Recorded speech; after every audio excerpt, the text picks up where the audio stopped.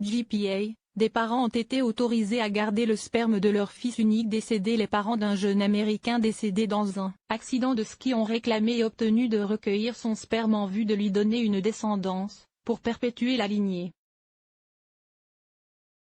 Aux États-Unis, Monica et Yominzu, deux parents endeuillés, ont fait une requête peu commune auprès d'un tribunal.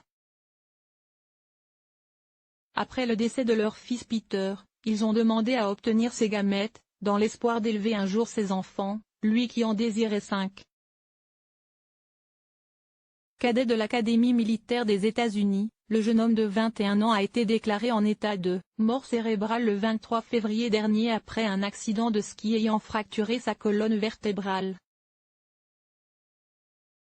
Nous voulons à tout prix avoir un petit morceau de Peter qui pourrait continuer à vivre et continuer à répandre la joie et le bonheur que Peter a apporté à nos vies, ont expliqué les parents lors de la procédure judiciaire.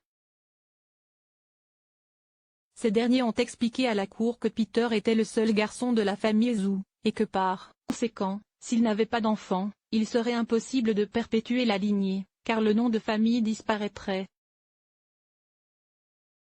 Car le choix du nom de famille, maternel ou paternel, n'est pas possible dans tous les États américains. Après plusieurs allers-retours judiciaires, le juge de la Cour suprême, John Colango, a fini par accorder aux parents de Peter Zhu le droit d'essayer de mettre au monde sa descendance via une mère porteuse. Autrement dit une gestation pour autrui, avec un ovule fécondé par un spermatozoïde du défunt jeune homme.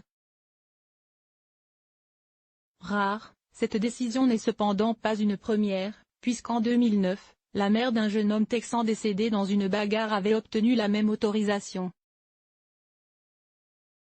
Reste que ce genre d'histoire est peu commune, car ce sont généralement les conjoints survivants qui demandent l'obtention des gamètes du défunt, souvent parce qu'une procédure de PMA, procréation médicalement assistée, avait déjà été lancée avant le décès.